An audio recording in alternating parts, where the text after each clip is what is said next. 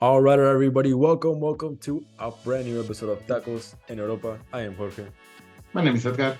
and we're here to talk about, once again, European football. And you guys already know this is the only podcast that will talk to you about every single player, Mexican player in Europe, in two languages. We do not miss a single player, and we'll let you know whatever your preferred language is. You can hear about it here. ENG. Let's go ahead and start with the Premier League like we usually do with Fulham, who was back in action this week with Raúl Jiménez against a very interesting foe, Liverpool. Which, to be honest with you, man, I was rooting against Fulham tonight. I'm gonna be honest with you. Man. Against Fulham, yeah. Like this is one of those, like, getting off track a little bit. It's just one of those opportunities to take points away or to go get in front of Manchester City and get them a little further away from that first spot. So. Yeah, I get what you mean. I really like whenever they reach oil clubs. I mean, that for sure, that's the same way you feel about PSG. Oh, yeah, for sure. Surely. As soon as Luis Enrique leaves, I'll be back on the train. Fair. But I feel this game, even though, as you said, like I was half rooting for Liverpool, same as you, it was a good game in general. Just like a fine game. Fulham did not lose because they did lose 3-1, 3-2. They put up a fight, a really decent enough fight, and it was like Raúl wasn't the most important part, but he was part of the solution that they find because he played sort of like not even as a false nine. He played like a full-on number 10, no 9. Yeah. Like let the wingers resolve the attack. Yeah. And it did work. I mean, you scored 2 on Liverpool. With Fulham's team, that's not nothing. Which, like, I was counting this as, again, I was kind of rooting against them a little bit. So I was counting this as a win for Liverpool. But, like, as we're going through it, you're thinking, like, man, like, what a time for Fulham to turn it on, man. Like, if you had to pick one game through the season, like, this is the worst time for you to do it. But, I mean, anytime you can see this team play well, like, I welcome it, man. Even if I wanted them to lose, like, I welcome it, to be honest with you. Yeah, and then focusing on Raúl Jiménez, as I said, I think he played well. He just wasn't playing as a striker. Mm-hmm. He full on had one touch of the ball in the box, just one. It was a shot that was blocked by Joe Gomez, I think, the other center back, the one that is not Bandi. But other than that, he had like 4 defensive actions, 12 out of 22 duels, like 2 out of 3 long balls. He played full-on midfield, and I hit it well. Maybe that's where we should try to find him space in the national team, but who knows? Yeah, we always talk about doing the 2 striker thing with him in there, but we'll have to try that one out, man. But let's go ahead and talk to Eton so we don't spend too much time over here. Still in the Premier League, West Ham United. We have 2 games here, man. So let's try to speed through this one. We have the first one against TSC, the Serbian team in the Europa League group. It's a 1-0 victory. Nothing from Edson Alvarez on this one because he has been murdering Edson. Moyes has just been like having Edson play 90 minutes against 90 minutes against 90 minutes. So he needed this rest.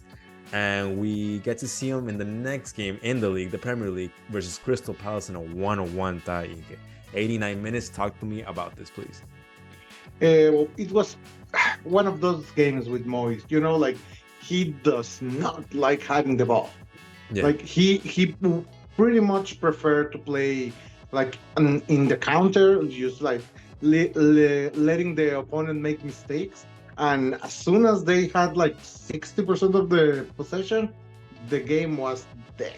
Mm-hmm. Like full on, it was a tie, and honestly, it deserved to be a tie. No one did more to win the game, and Edson was fine, better in the back than going forward.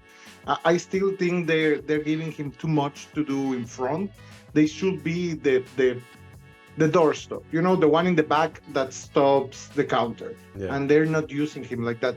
They're usually leaving behind James Ward-Prowse. Even though this game he was further up most of the time than Edson, still I don't think they fit quite well together.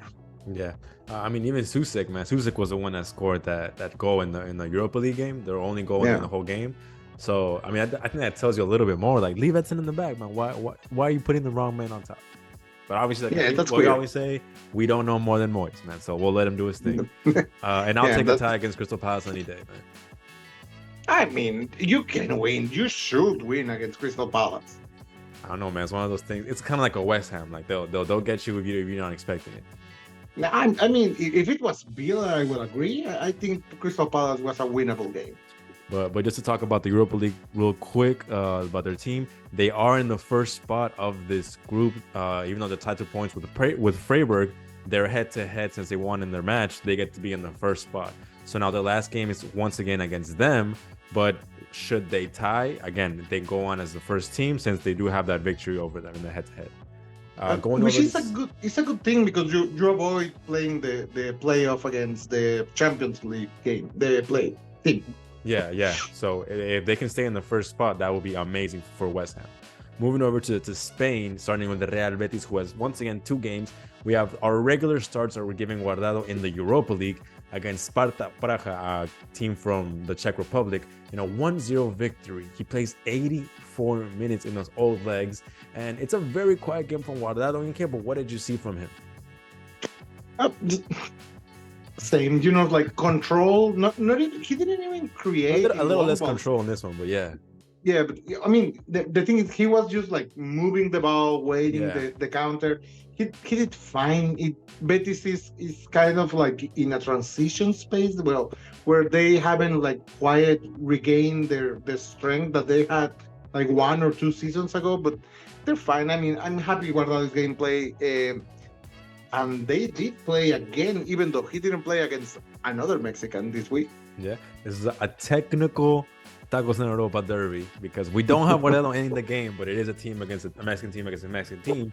It's a 0-0 tie against Almeria. Betis actually goes down 1 man in the first half, if I'm not mistaken, due to a red card. Like in the 25th minute or something like that, very early. Like they gave Almeria the chance to get some points on the board and on the table and crawl a little bit out of that spot, but they could not get the 3 points. They took 1, and at this point, like, they're taking anything they can get, man. If they can get a point, that just helps them a little bit. I believe to get out, they need 11, and they have 4 right now.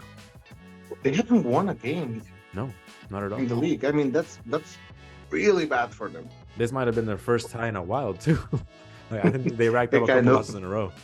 Yeah, man. But since we're here already, before we head on to Montes, let me just talk about the Europa League group and say that Betis' group is the one that can move the most. They are, I think, most likely gonna go on one of the top 3 spots. But since like they all have similar points, they could all end up in whichever one of those. But talking about Almeria now with Montes, man, he comes back to the lineup, gets the trust back from the trainer, I hope. And even though the attack didn't do their job, I firmly believe that Montes did his. 0-0, he kept the clean sheet, and I think he had a very, very strong performance. Yeah, he had his like regular good performance with a dominancy, where he had almost non-defensive actions because Betis had a really hard time creating. And in general, they were like very, very in control of the game. And Montes helped a lot. I mean, he had like he won all of his duels. 7 out of 7, 6 of those were in the air, and he had like 6 out of 9 long passes. Full on Cesar Montes special, and he was really, really good. The thing is, the Betis keeper was like on hero mode. Like he was Ochoa in a World Cup. He was full on not scoring on him. Yeah, and I think another thing that doesn't come up on the score sheet, man, is I think he was his presence, I guess, was very dominant in the set pieces. When there was a corner, thing like that, like he would bring marks towards him, which would allow Almeria to then like have a good shot, which is one of the ones that the keeper kept stopping, So that's another thing that I really enjoyed from him, and that I also heard the announcers praise upon during the game. Yeah, full on the Spanish announcers like really at least appreciate him. Yeah. But full on, let's move to happier Mexican news in Spain. Yeah, man. Julian Araujo actually gets his first start in a while, his first 90 minutes with Las Palmas against the evil Getafe. It is a 2-0 win. And man, dude, what an amazing goal from Julian Araujo. I didn't think he could head like that. I didn't think he knew how to guide a ball with his head like that. Do you think it was he was trying to pass and just were over? I looked at it like he was trying to shoot. I think he was trying to shoot. Yeah. Because of the way his body was positioned. And I don't know. I think he was trying to shoot, but you could be right. I mean, it was a really pretty curve, the whole parable of the ball was perfectly just high enough that the keeper couldn't stop it. So I have to rewatch it, but you know what it could have been?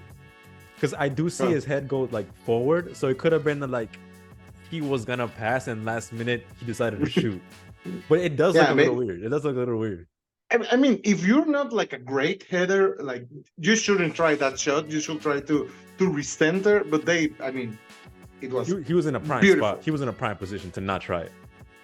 Yeah, and just in general, he had a good game outside of the goal. He did play well. Yeah. No, I mean, dude, this dude had 4 defensive actions. The duels, he had 6 out of 11, but I think it still does pretty strong for him. And I just think he showed a very good performance with this opportunity going back into starting lineup. I think he showed the coach that he can further give him this in the next games. Yeah, I mean, I still think he's not very technical.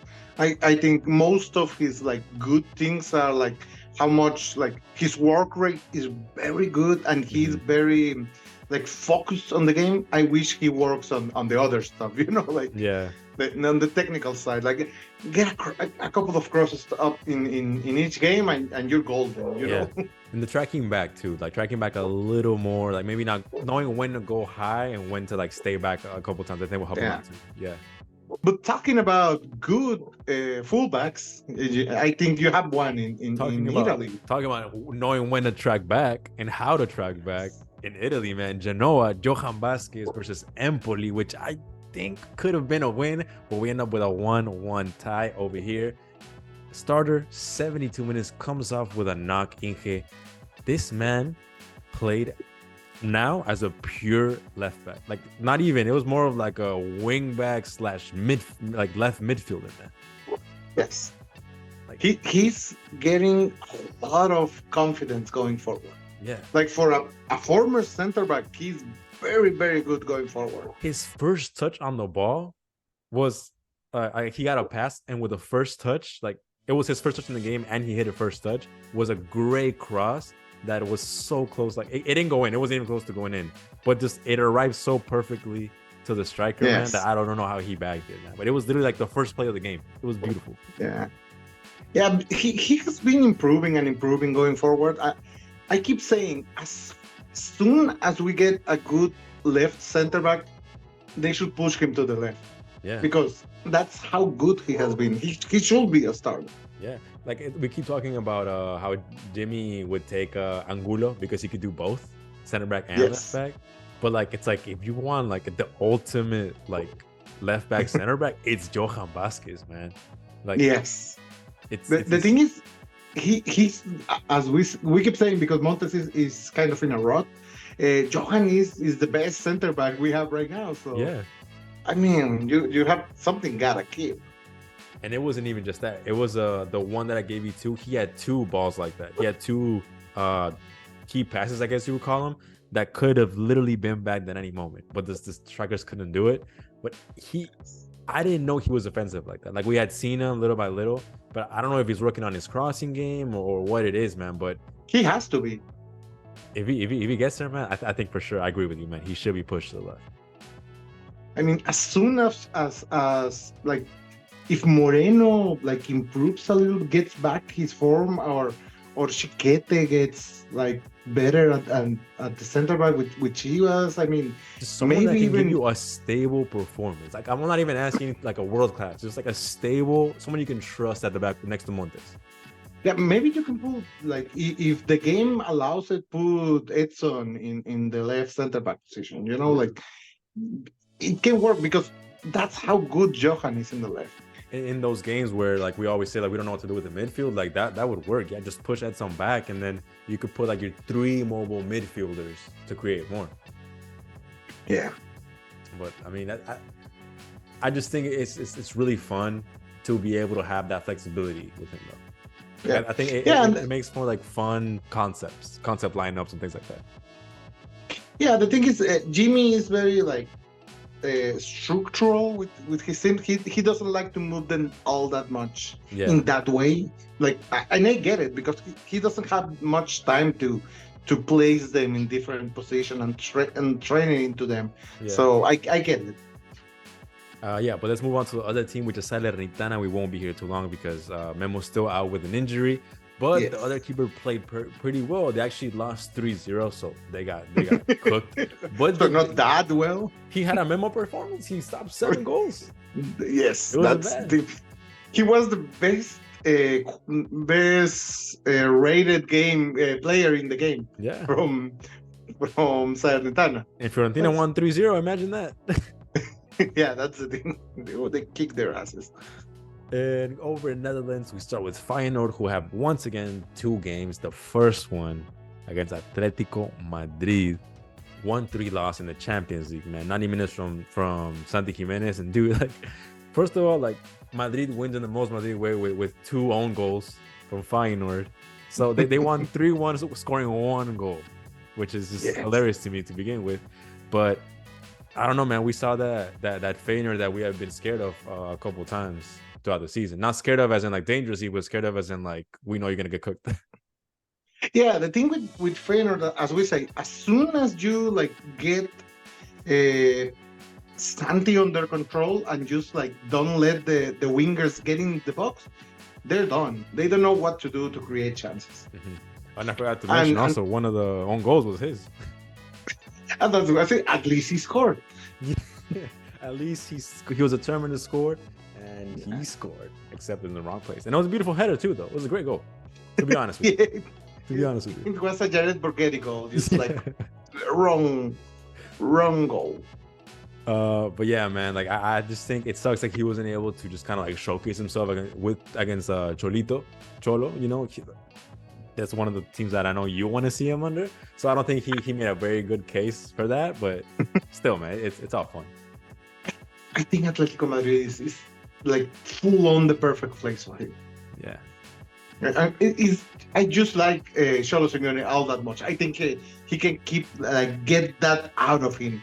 Like, if you like playing beautiful football and just touching the ball in these regal ways and playing with the space and everything, you go to Barcelona. If you're like mentally challenged and just want to win and doesn't want anything with your life, you go with Real Madrid. You don't care about your mental health, you just care about winning. Exactly. Yeah. But if you want to like break your back playing and you will always give your 100%, that's Atletico, and that's what I think Santi can do. Yeah, it's like we're gonna win, but you're not gonna like type shit. Like, you know, like we're gonna hold up the trophy, we're gonna celebrate, but we're gonna be disappointed. I mean, I like with how they're playing this season. They're playing like really good attacking football. Yeah, man. Tied second best defense in the league with Las Palmas, by the way. A little fun fact for you there. And like second most goals as well. So they're playing like really well. Yeah. Going over to the next Netherlands games, who also had a Champions League game, is the PSV with Chucky against Sevilla in a 3-2 win. I'm not gonna spoil it, man, but what a game here.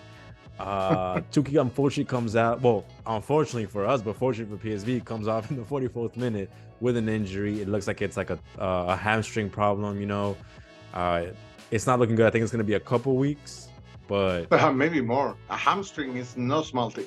Yeah, man. And the sad thing is that not only does he come off, but as soon as he comes off, it's just a different team, man, in a good way. Yeah, it's not that he comes off. It's that Sevilla had the oldest team ever on the Champions League. You're right. Yeah, they broke that record. The second part of the game, they were like done. They were done running. They couldn't keep up, and it showed. Like as soon as as you try to sub the starters off, the quality drops so much. Like okay, they can run now, but they have no quality to compare to the starters, and that's when PSV just like run them over. Yeah. And even though Pepe did score the third goal in like the 97th minute or something like that, like PSV showed that they can like compete at that level, and Sevilla showed that they are like in really trouble right now. That they need to upgrade the roster a little bit in the summer for sure. I don't think they can upgrade it. I mean, they're having like money problems. So who knows? They need to just bring canteranos up or something, bro. Just try something new. Yeah, try something new. The next one is against Feyenoord without Chucky because of the injury. But like we said, it was a very, very tough game, and PSV just dominated Feyenoord in every single way. 2-1 win for them. The game was very interesting because we kept saying at the beginning of the season that Feyenoord had the most like balanced team in Eredivisie. Like their midfielder, their defenders, and their attackers are like good across the board. Even though the PSV has the best attack, period. Like they have full on like 6 attackers that could be starters on Feyenoord. That's how good they are. And the thing is, they have been like they defended very well against Feyenoord. They were playing a low block. I wasn't expecting it, and they just like disappeared Santi the first half. Yeah. And Feyenoord came up then like to try to get the ball back, and Santi did score. Yeah, did score a beautiful long distance goal, but it wasn't enough. And PSV is going to steal this season like the title very early. They have played 14 games in the season, and full on only wins. Yeah, not even 14 ties. games, 14 wins. Now no ties, no nothing. 10 points ahead of the second place Feyenoord right now. Yes. Yeah, man, it's insane. And just to cap up the Champions League groups, Feyenoord actually does get. Some people say that they qualified to the Europa League. I say they got relegated to the Europa League. They end up in the third spot of their group, and PSV has secured a place in the next round of the Champions League, but they can't go higher than second. So they will stay, and they will have to play that next round. The thing is, now you have to wonder, are they gonna? Is Roma waiting for them on the Europa League? No. Is the city gonna burn again? I mean, actually, low-key, I don't want to see that though. I would be down to see that. Yeah. Yeah, it will be good to see, like, to keep watching Santi against these strong opponents. Yeah, hopefully. But also, I kind of want to see. I want to see him be showcased against a different team. Because I mean, at that point, like if he does do well, it's kind of stat padding at that point. You know what I mean? It's like you could do it against Roma, but can you do it against another team? I mean, the point is he couldn't do it against Roma. If you remember, they kicked his ass. Sí, era Lazio, pero no Lazio. My bad. You're right. Different Romans. Different Romans. But going over to Belgium now, we have Gerardo Arteaga with KRC Genk going against Fiorentina in the Conference League. 1-2 loss here. Nothing from Arteaga. He actually stays home for this one. And they have to win their game now in the next round to go ahead. And then they also depend on a goal differential. They would need Fiorentina to win their game as well, and they need to score more than that other team that's above them. So it's looking very tough for the Belgian team here. But they do play a game in their league. Gerardo starts and plays 90 minutes versus Ghent with a T in a 2-2 tie, man. It was a bit of a stinker for him, but some of the numbers that I really enjoyed were he does end up with 6 defensive actions, which is a great number, but his duels were completely terrible. I think he had like 2 or 3 out of like 8 or something like that. It was just bad, but he does complete a cross. ENG. I mean, I was watching the stats. He lost the ball 14 times. But he completed a cross. ENG. We need that. What would you rather have? Actually, right now, I think we broke some type of record. I think all our fullbacks made at least one cross, didn't they? Did Sanchez do a cross? Oh no, I think Sanchez didn't. 0 out of 0. He didn't attempt any. Because they had him back more on this one. I but mean, Araujo and Arteaga did, man. So let's take the win. just move on, man. Arteaga has been a disappointment I this will season. make Arteaga a thing. I promise you, man. I will speak him into existence. Liga Premier, Porto, Jorge Sanchez versus Barcelona first in the Champions League. He actually comes out of the bench in the 23rd against Barcelona, man, in a 1-2 loss. 6 defensive actions and 4 out of 6 duels, man. Like, he's actually very efficient with like the few touches and the few minutes that he gets. But there's nothing that Jorge Sanchez is gonna do to bring back Porto from this game, bro. The thing is, he entered in like the 70th minute. He does play like 23 minutes, as you said, but that game is so different by that point. Like the regular right back, the João Mario, he's just like destroyed. João Cancelo and João Felix just killed him. Like all game, just like dribble after dribble after dribble. He was like unmade on that game, and then just put Sanchez in, and the game was winding down, and he did good enough. I mean, still he was dribble pass, but he didn't like get his ass kicked the same as the other guy, so it was fine. I think he did play way better against much easier opposition on the league game they had against Famalicão or something like that. Famalicão. Where they did win 3-0. Yeah, 3-0 win, 90 minutes from him, man, because like you said, João Mario was just the other guy was on therapy or something. Dude, he was in a hospital bed, just like in like a full body cast, just like hanging right there, man. And they brought out the dogs, man. They brought out Jorge Sanchez for 90 minutes. He finished with 8 defensive actions, man. 8 defensive actions. But his duels are a little sloppy, man. 4 out of 11. And he was dribbled past twice in this one, man. I don't know how safe you could say he played on this one. He was a little far back, like I said earlier when we were talking about Arteaga. And I don't think he was doing very much attacking at all. You were talking to me about how there's a whole account on Twitter talking about how like they're just counting down the days for him to go back to Ajax. There's an Ajax account. Like an Ajax fans is just like counting the games. They're like, if Sanchez plays 11 more games in all of the competitions, he has to sign with Porto. Oh, that's what it was. I thought it was that. The Ajax guys are like, come on, just 10 more. 10 more. Which actually, I don't think it would be that bad of a move for Jorge Sanchez to go back to Ajax if he does have to. They're getting better. They're getting better now. I mean, Porto seems like a good place for him where, like, Porto has really good players. They can get really good players. They sell really good players. But the thing is, they're not, like, so focused on technical ability like Ajax is. Like, in Ajax, you can defend like shit as long as you can play very technical. Yeah. As you can pass very pretty, as you can cross very good, they're fine.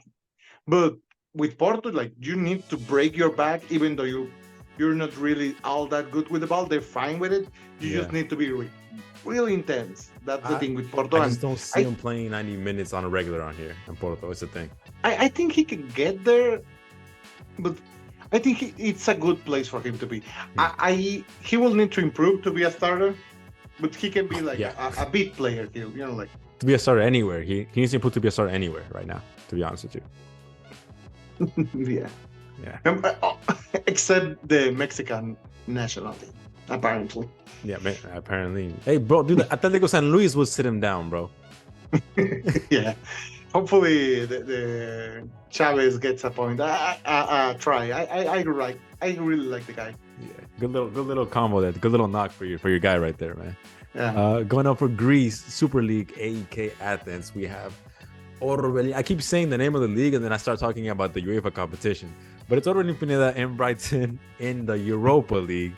He is a starter, 82 minutes, and he ends up with he started with 82 minutes in a 1-0 loss here, man. A key pass, 3 dribbles, and it seems that it was he probably brought the best that AEK had. I mean, you know how he plays with Athens, especially when they're playing like in the as the less dominant team, you know, like he's a midfielder that that just tries to create chances on the counter. Mhm. And he always does something, creates something. Like he's a very important thing for them, for a very important player for them. And just Brighton is just way better. Yeah. They're just way better. The past win they had with them was really, really like heroic from them. Like this should have been the other game as well. Like they should have won 1 or 2 against 0. Yeah, I mean, and then nothing much to say about this, but we are graced with the beautiful locks of Rodolfo Pizarro for 8 minutes during this game. But it's not enough, man. They are eliminated from the Europa League, and they are now going to fight for a spot in the Conference League against Ajax in the last match day. Whoever wins that gets to go to the Conference League and gets to stay in UEFA. They get to keep playing on Thursdays. And sadly, Ajax just like came back. They're playing football right now. No, not the sad ball they were playing at the beginning of the season. So I love that. It's gonna be a tough game. I love that saying. They're not playing great. They're not playing good. They're just playing football. They're actually playing football now. As I said, they were playing sad ball before, so like, now they're actually doing football. Yeah. Then they do play in the league on Monday. They will play against Aris, so nothing from them in the league this weekend. That is it for our guys, because we have Luis Chavez who comes in for 1 minute in the Russian Cup. Nothing to talk about there. Talk to me, Inge, about your favorite player of the week. Who is the player of the match day? Let's go for something different and say Araujo, I think. You want to go Araujo with his goal? Beautiful goal. I mean, Can't go wrong. He did play well, and I mean, how often the fullbacks score, especially ours. Yeah, especially can barely cross, man. How you gonna get the ball in? Yeah, we're making a party every time they cross a ball. Imagine when they score. That's the score. That's fair, man. But I mean, talking about fullbacks, I'm gonna go with the other one that is pretending to be a fullback very well, Johan Vasquez. I'm gonna give it to Johan for this one.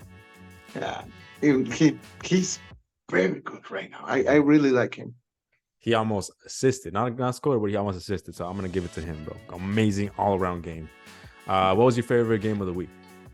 Oh, PSV Feyenoord. It's like the one in the league. Yes, of course. I mean, it's a classic. Like it's a derby. It's not their classicer because like the Feyenoord Ajax. That's the important game of the season. But this was like almost as good. Like they're very important.